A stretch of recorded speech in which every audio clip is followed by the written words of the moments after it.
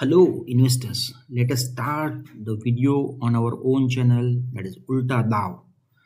जैसे हमने बताया हमारी चैनल का नाम उल्टा दाव है, तो हम शुरू करते हैं आज का वीडियो। और हमारी आज का स्टॉक्स है क्रैम्स। सो कैनरा रेबेको, हम शॉर्ट में इसको बोलेंगे cramps. Okay, cramps. So basically ये लोग क्या करते हैं? क्रैम्स असेट मैनेजमेंट कंपनी है। असेट मैनेजमेंट मतलब कि जैसे कि आपने म्यूचुअल फंड लिया या एसआईपी शुरू किया, तो आप जो भी अमाउंट देते हैं ना, वो अमाउंट को वो लोग मार्केट में इन्वेस्ट करते हैं and then they will charge a minor fee of around 2% और 1.5% और 2% रहती है नॉर्मली, वो चार्ज करते हैं और ये इनका बिजनेस है। सो ये असेट मैनेजमेंट का business, it's a light asset business, light business model, wherein इनको कोई प्लांट नहीं लगाना है बड़ा। ओके, कोई प्लांट मशीनरी इन्वॉल्व नहीं होती है यहाँ पे। तो बेसिकली बस यही है, जैसे मैंने बताया वो म्यूचुअल फंड स्कीम चलाते हैं। ठीक है, दूसरा मोस्ट इंपॉर्टेंट चीज़ क्या है कि ये बिजनेस में आपने जो पैसा दिया ना, तो इनको इंटरेस्ट भी नहीं लौटाना है आपको। तो वो लोग आपको कोई इंटरेस्ट पे नहीं करते। जैसे हमने बैंक में फिक्स डिपॉजिट रख दिया तो वो लोग इंटरेस्ट पे करते हैं। तो यहाँ पे आपने जो उनको पैसा दिया है ना, वो असेट मैनेजमेंट के लिए, तो उनको वो लोग आपको कोई इंटरेस्ट पे नहीं करते। क्या वो लोग जैसे आपको सर्विस प्रोवाइड करते हैं ना। So that is the biggest difference, that they are running a business on your own money. अगर आप कोई बनिया आदमी को पूछोगे ना, कोई मारवाड़ी बंदे को, तो वो क्या बोलेगा? इससे अच्छा तो कोई बिजनेस ही नहीं है कि जो किसी और के पैसे पे चलाया जा सके। ओके, तो इसके फाइनेंशियल्स में क्या है वो हम देखना चाहते हैं। फर्स्ट ऑफ ऑल इसमें थोड़ा बिजनेस की बात करूँ तो ये इंडिया में बहुत ही अंडर पेनिट्रेशन में है अभी जिस तरीके से हमारा जीडीपी ग्रोथ हो रहा है ना, तो इसमें इसका कंट्रीब्यूशन बहुत ही कम है और आगे जाके इसका ग्रोथ बहुत ही अच्छा है ये सेगमेंट में या ये सेक्टर का। क्योंकि अभी तक इसने अगर देखे है कि एक सिंपल सर्च करते हैं ना हम लोग की penetration of AMC business in India, तो हमें क्या आंसर मिलता है कि अभी इसका पेनिट्रेशन जो है ना, ग्लोबल एवरेज लेवल पे जो है, जो नंबर पता चला है ना, और अपने इंडिया में जो पेनिट्रेशन है उसके बीच में 3 गुने का डिफरेंस है। Okay, so this difference is huge. So the potential to growing this business in India is too high. Okay, so हमने इसका ग्रोइंग आगे जाके क्या ग्रोथ है वो देख लिया। तो अभी चलते हैं ये बिजनेस के इसका परफॉर्मेंस क्या है अभी फिलहाल तक, वो देख लेते हैं। बैलेंस शीट और इसके क्वार्टरली रिजल्ट्स क्या बोलते हैं। सो अगर देखा जाए ना, तो इसका सेल्स आप देखिए तो ऑलमोस्ट हाईएस्ट एवर ही बोला जाएगा, क्योंकि अप्रोक्सीमेटली वही लेवल पे है। So this is what 73 crore operating profit, net profit is 53 crore. So ये अगर देखा जाए तो हाईएस्ट एवर नहीं है, लेकिन इसको मैं अगर प्रॉफिट लॉस अकाउंट में जाके ईयर ऑन ईयर कंपेयर करूँ तो ये मुझे इम्प्रेसिव नंबर मिलता है 191 करोड़ का। इवन ऑपरेटिंग बेसिस पे भी अगर देखा जाए ना, इसको ऑपरेटिंग प्रॉफिट, ऑपरेटिंग बिजनेस भी देखेंगे ना, before tax and other things, तो then also it is 264। Okay, so 264 crore on operating basis, again this is highest ever. 258 crore profit before tax is again highest ever. So after paying tax we are lending up at 191 crore. Okay, तो ये हो गया जो मुझे बताना था। दूसरा इसका, इसमें अगर बैलेंस शीट में जाएंगे तो आप देखेंगे इसे कि आप देख पाएंगे कि इसका रिजर्व वैल्यू जो है ना, वो कंटिन्यूसली इंक्रीज हो रहा है। देखिए यहाँ पे कुछ डिप हुआ क्योंकि market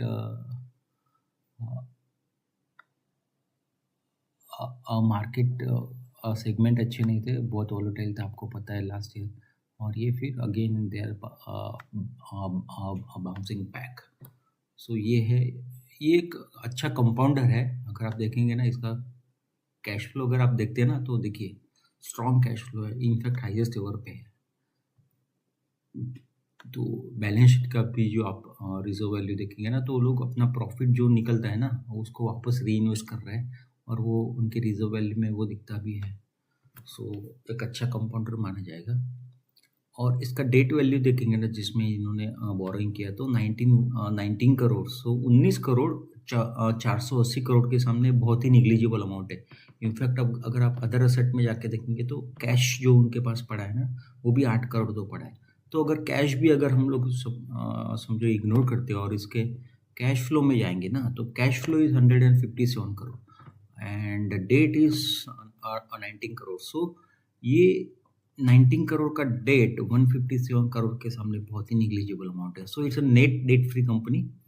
okay, asset light business model, किसी और के पैसे से अपना बिजनेस करना एकदम बढ़िया स्टाइल में अच्छा नजर आता है। अभी इसके पीयर्स में क्या है, इसके पीयर्स में जाके देखेंगे ना, तो कौन है, आईसीआईसीआई एएमसी है, एचडीएफसी एएमसी है, Nippon life asset management company है, और ये हमारा क्रैम्स है।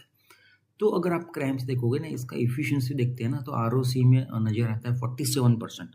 अगर आप पीयर्स में जाकर देखोगे तो इतना 47% पे तो कोई भी नहीं है। तो ये हाईएस्ट नंबर पे है as far as efficiency is concern. और अगर क्रैम्स को अगर फर्स्ट टॉप 2 या 3 में कंसिडर किया ना, तो उसका पी रेशियो अगर मैच करें, कंपेयर करेंगे फर्स्ट टॉप 2 और 3 में, तो वो भी कम है। तो दोस्तों आपको क्या नज़र आता है यहाँ पे, हाईएस्ट इफिशिएंसी नज़र आती है उसके पीयर्स में, और पी रेशियो तो सस्ता भी नज़र आता है। अगर आप बोलेंगे कि आदित्य एएमसी के कंपैरिजन में तो same to same P ratio है, लेकिन आदित्य एएमसी का एफिशिएंसी क्या है, 35। सो बिलो 40 है, तो इसके कंपैरिजन में आदित्य एएमसी नहीं आता है, उसका बिलो 40 है एफिशिएंसी।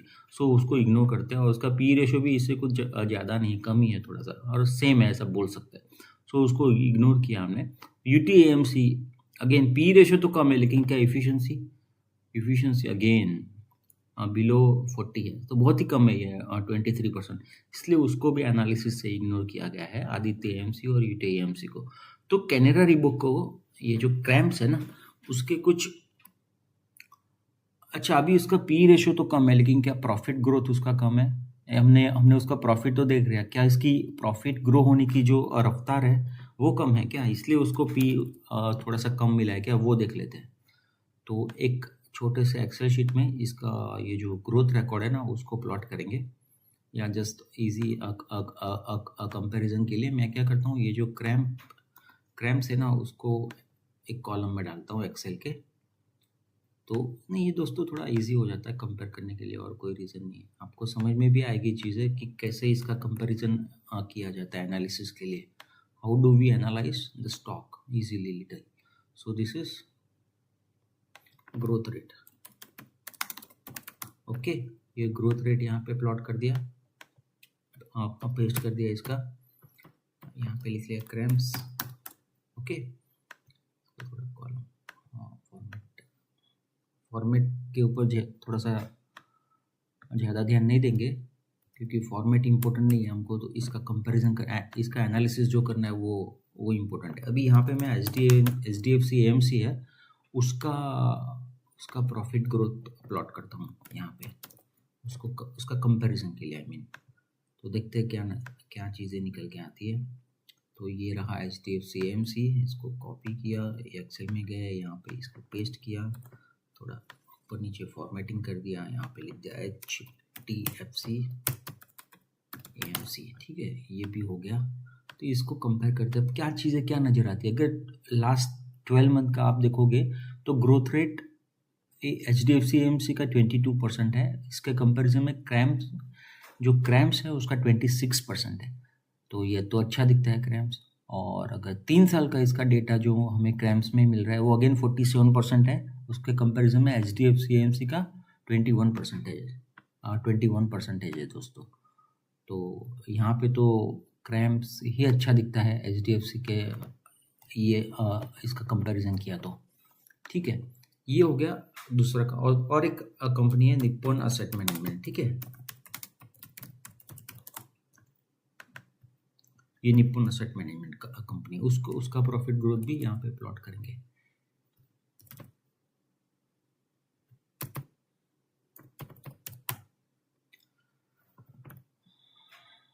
प्रॉफिट लॉस यहाँ पे थोड़ा नीचे गए, तो ये आ गया हमारा डेटा, इसको कॉपी करते यहाँ पे पेस्ट करते हैं, ठीक है।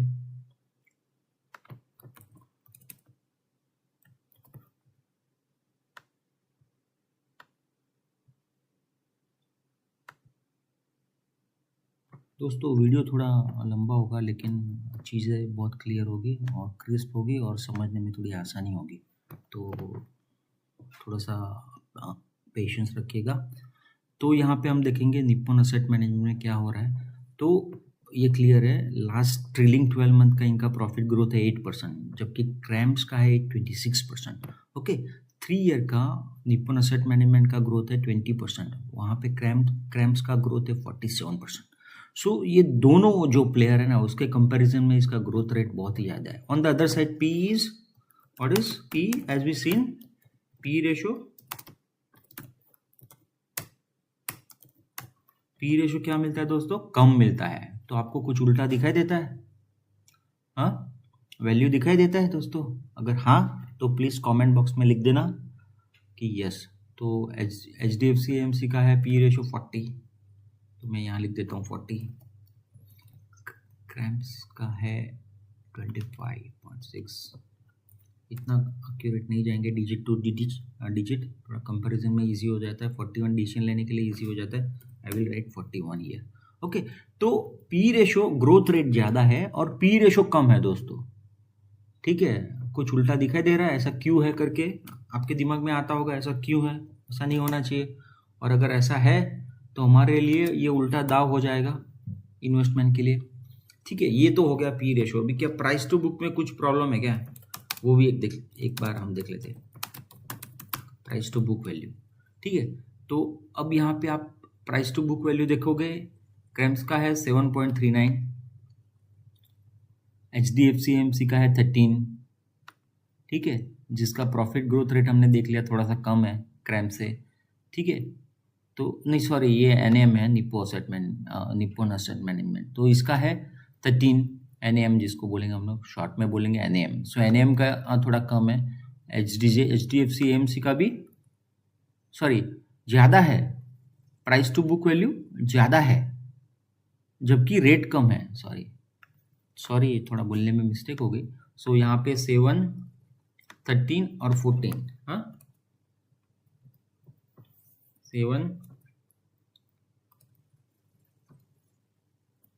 14 और 13, am I correct? Let me double check again. 13, 14, yes.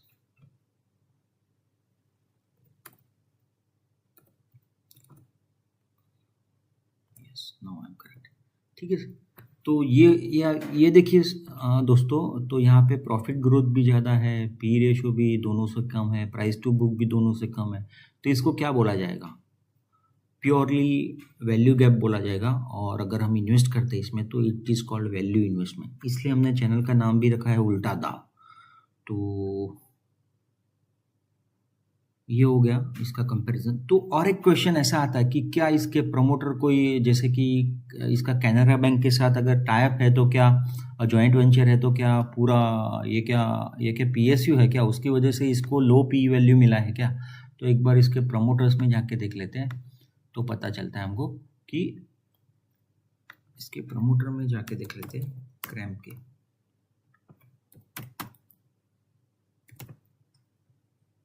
तो क्या मिलता है इसके प्रमोटर में, कैनरा बैंक है वो 38% पे, ऑलमोस्ट इक्विवेलेंट परसेंट पे ये MNC कंपनी है जो यूरोप बेस्ड इन्वेस्टर इन्वॉल्व है इसमें।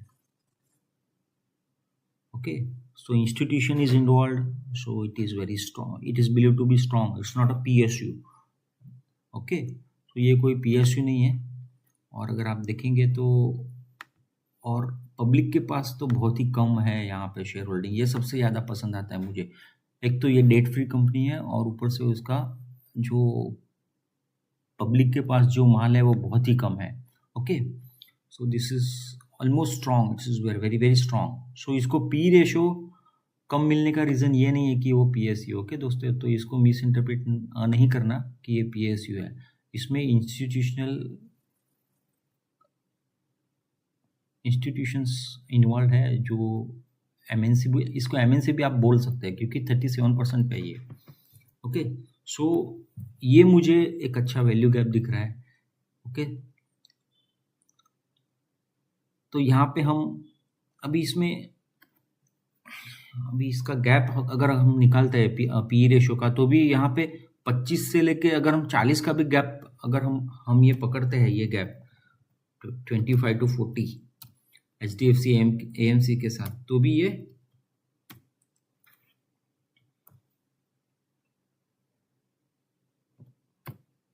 इसका गैप कितना है, 40 माइनस 25, ठीक है, 15 पॉइंट आता है। 15 पॉइंट को भी अगर हम इसको सेफ साइड में इसका कुछ एक वैल्यू गैप निकालते हैं ना, तो कितना आता है वो भी एक बार हम देख लेते हैं।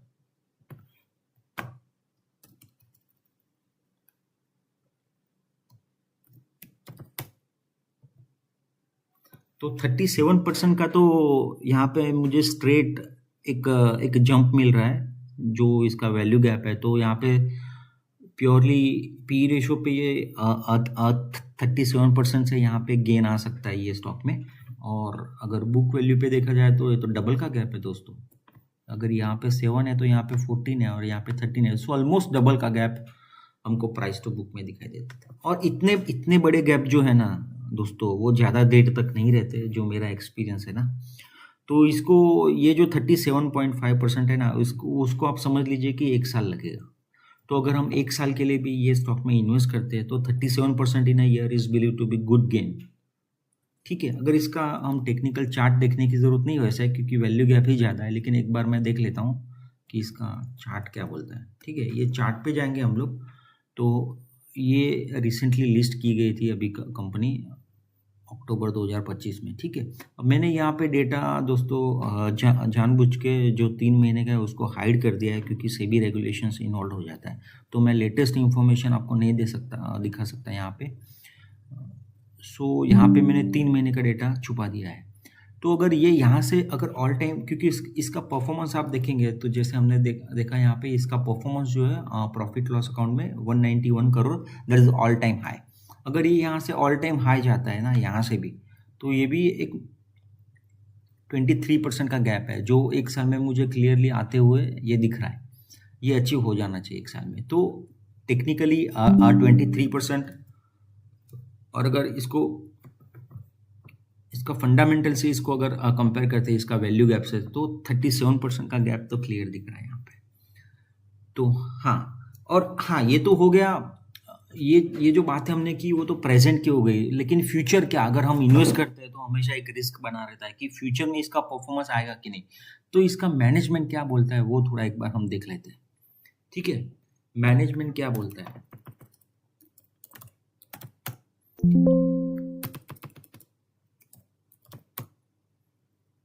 management is saying that internal target year on year are benchmarked at 20% at a minimum.